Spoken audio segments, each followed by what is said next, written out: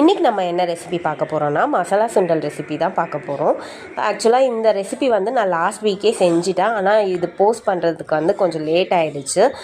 மழை டைமில் வந்து இது சூடாக சாப்பிடும்போது செம்மையாக இருந்தது.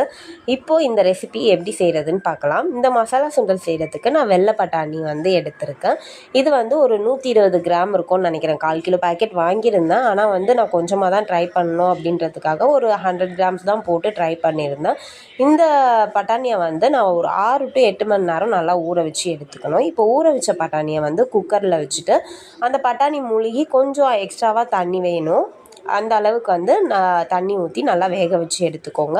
வேக வைக்கிறது வந்து ஒரு 4 to 5 விசில் விட்டிங்கனாலே நல்லா வெந்துடும். கொஞ்சமாக லைட்டாக உப்பும் மஞ்சத்தூளும் போட்டு வேக வச்சுக்கோங்க. இப்போ இந்த மசாலா செய்கிறதுக்கு வந்து வெங்காயம் 2, சின்ன மீடியம் சைஸ் தக்காளியில் 2, ஒரு பச்சை மிளகாய், 2 பல் பூண்டு, ஒரு துண்டு வந்து இஞ்சி, இது எல்லாத்தையும் வந்து கிரைண்ட் பண்ணி எடுத்து வச்சுக்கணும். இப்போ நம்ம வந்து கடாய் வச்சுட்டு அதில் கொஞ்சமாக எண்ணெய் விட்டுட்டு இப்போ வந்து நம்ம அரைச்சி வச்சுருந்ததான அந்த பேஸ்ட்டை வந்து இதுக்குள்ளே சேர்த்துட்டு அந்த பச்சை வாசனையை போகிற வரைக்கும் நல்லா வதக்கிக்கணும்.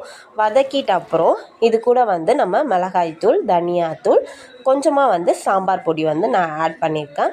இது எல்லாத்தையும் வந்து ஆட் பண்ணிக்கோங்க உங்கள் காரத்துக்கு ஏற்ப. கொஞ்சமாக வந்து உப்பு பத்தலைன்னா ஏற்கனவே நம்ம வந்து அந்த பட்டாணிலேயே உப்பு போட்டிருக்கோம். கொஞ்சம் லைட்டாக உப்பு போட்டு நல்லாவே இது பண்ணிக்கோங்க. பண்ணிவிட்டு அப்புறம் நம்ம வேக வச்சுருந்ததான அந்த பட்டாணியை இதுக்குள்ளே போட்டு நல்லா இது கலரினிங்கன்னா மசாலா சுண்டல் வந்து ரெடி ஆகிடும். உங்களுக்கு சப்போஸ் தண்ணியாக வேணும்னா அந்த சுண்டலில் தண்ணி இருந்ததுன்னா அதையே கூட ஊற்றிக்கோங்க. அதுதான் ஊற்றணும் மெயினாக. சப்போஸ் இன்னும் தண்ணி எக்ஸ்ட்ரா வேணும் அப்படின்னு நினச்சிங்கன்னா இன்னும் கொஞ்சம் தண்ணி கூட நீங்கள் ஆட் பண்ணிக்கலாம்.